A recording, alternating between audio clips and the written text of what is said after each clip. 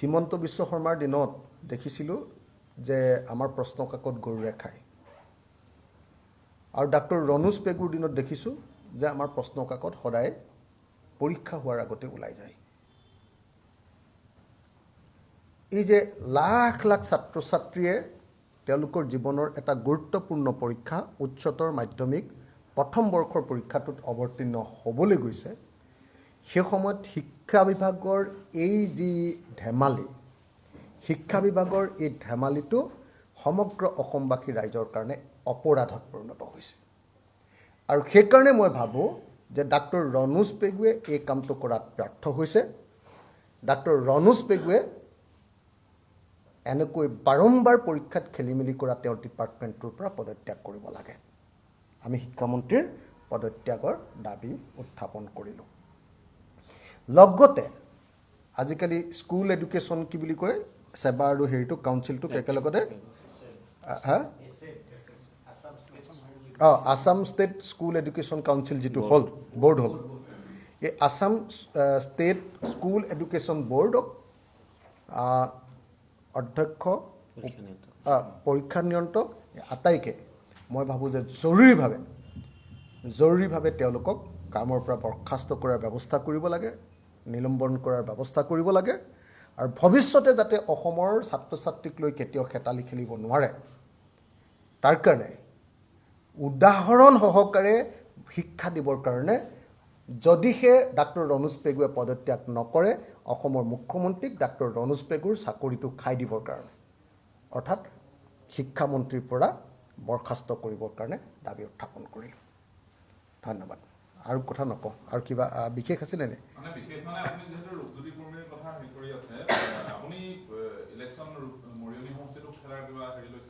Election মানে মইতো এনে খেলিলোহেঁতেন মৰিয়নি সমষ্টিত, এনে খেলিবলৈ মন আছিলে, কিন্তু মই মানে নোৱাৰোঁ।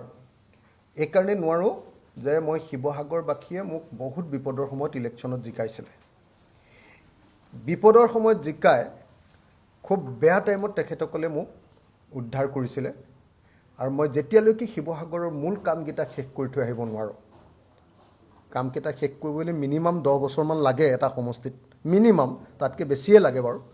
10 বছৰৰ ভিতৰত যাতে মই শিৱসাগৰৰ গুৰুত্বপূৰ্ণ আটাইকেইটা কাম শেষ কৰি থৈ আহিব পাৰোঁ। আৰু এতিয়া অলপ প্ৰথমতে জেইলৰ পৰা ওলাইছিলোঁহে, এতিয়াহে ৰাজনীতিটো শিকিছোঁ ভালকৈ, এতিয়াহে আকৌ চাৰিওফালে অসমৰ আমাৰ দলৰ গুৰুত্ব বৃদ্ধি পাইছে, এইবাৰ চৰকাৰৰ অংশীদাৰ হ'ব পাৰিম, গতিকে এইবাৰ শিৱসাগৰৰ আটাইকেইটা কাম কৰি থৈ আহিব পাৰিম।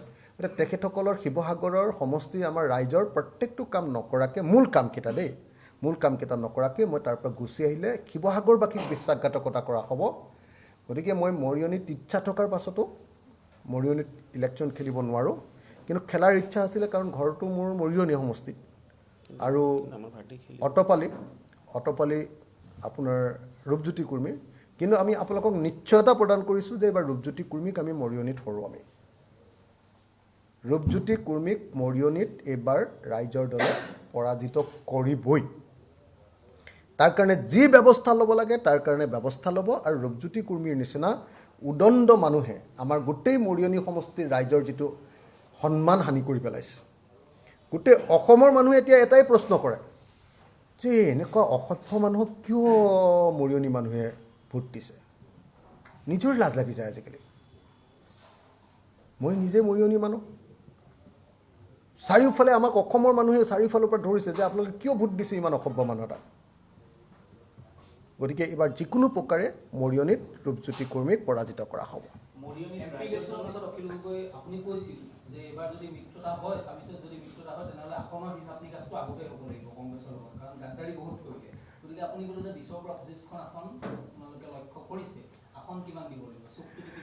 সেইটো এতিয়াইতো ক'ব নোৱাৰি, আমাৰ কথা বাৰ্তা চলি আছে আমাৰ দলবিলাকৰ মাজত।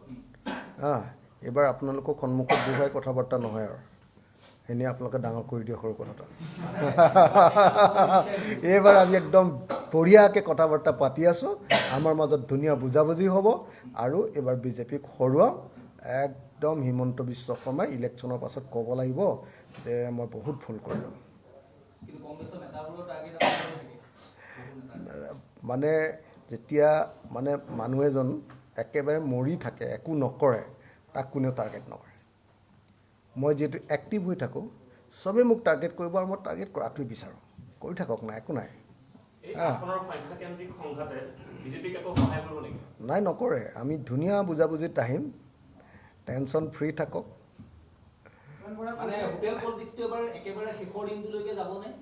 মানে মই আপোনালোকক এইটোহে ক'ব খুজিছোঁ যে এইবাৰ আপোনালোকক সন্মুখত লৈ আলোচনা কৰি নাথাকক।